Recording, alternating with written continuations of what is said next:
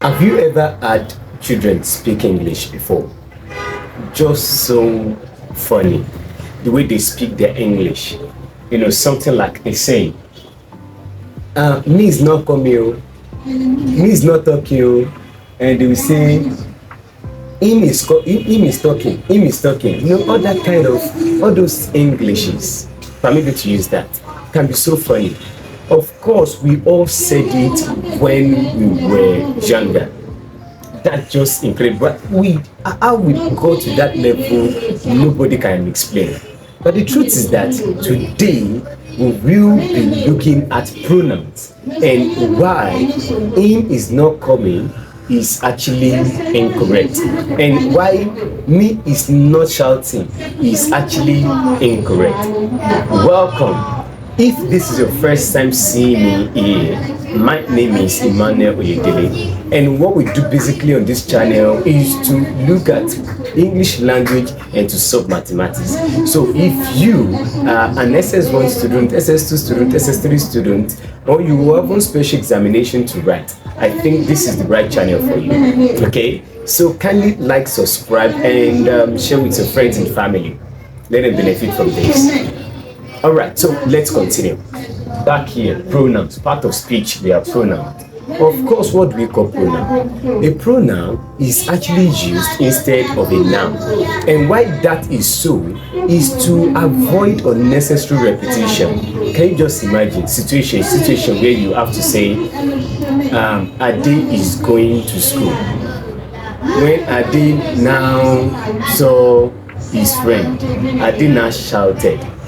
All those unnecessary repetitions of ade, they are kind of tiring to the ears. Do you understand? And that is the essence of a pronoun. So the essence of a pronoun is to avoid unnecessary repetition of a noun. Do you understand now? So after that, there is actually a part here that we want to look at. In fact, with pronouns, we have types of pronouns, we have all of those. But today, we are looking at one particular thing, which is subject and object cases in pronoun. Again, subject and object cases in pronoun. Let me just break this down. When we talk about subject in English language, of course, we are not talking about mathematics, English, the kind of subject you guys understand. What we are talking about here is that subject in English language actually means the performer or the doer of an action in a sentence. I'll give an example. Ade sang a song. So in this sentence, Ade sang a song. Sang there is a verb, the doing. Do you understand? The verb in that sentence. And the performer of that action is Ade. Ade is the one performing the action. And Ade in that case is the subject because he is performing the action. Are we clear? Now, to object now.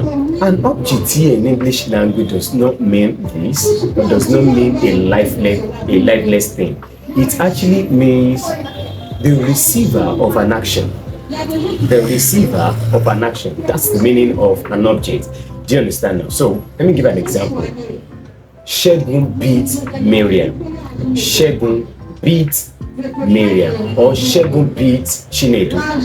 Shegun there is the subject, beat is the verb, and Chinedu in this case, because he is the receiver of the action beat. Do you understand now? Chinedu now becomes the object. So the object is the receiver of an action in a sentence. Are we clear now? So in English language, there is always the subject case, meaning that there is a position where you place the subject and there is a position where you place the object, and that's what we mean by cases. So we have the subject case and we have the object case. Now let's see how we position pronouns in English language. Right, so we have the subject case and we have the object case. The first one is I, the subject, she, he, they, we, you. The object case for I is me. The object case of she is her. The object case of he is him. And the object case of they is them. Object case of we is us. you is you. Let's quickly explain this.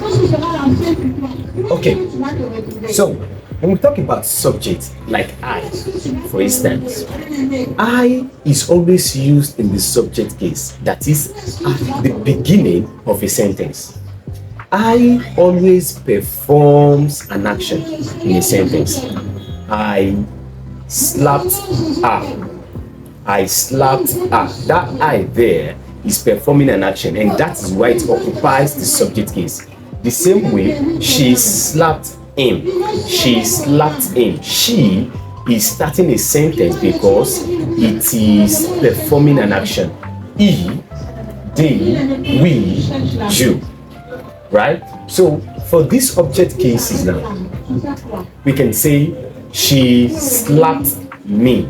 That me is the object case. Do you understand now? So you can't place me at the beginning of the sentence because normally me is supposed to receive an action. So henceforth, do not say me is going. Do not say me is coming. No. That me is expected to occupy the object case position. Do you understand? So that's how it is here. You can easily say that she beat me, right? He slapped her. Okay. They fought me, right? We loved him. You see that now, right? So that's it.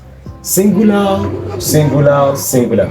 For this, when you're talking to yourself or you meet one person, you use this. But when they are many, more than one, you use they, you use we. Do you understand now?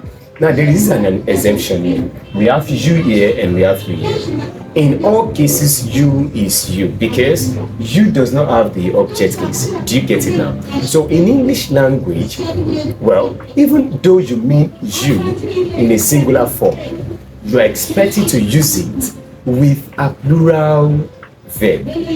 Let me repeat that. In English language, when you talk about you, you are expected to use it with a plural verb.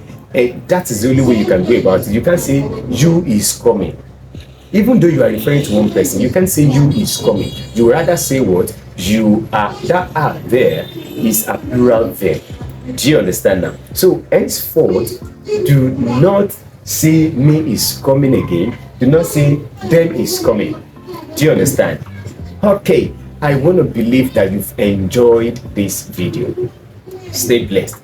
But before we go, please, I would love you to construct your own sentences. Just, combine them. Sentence, subject, object. Just do that. You can drop it in the comment section. Let's see. All right. So till when next I drop my next video, do not forget to like, subscribe, and share with your friends and family. Stay blessed.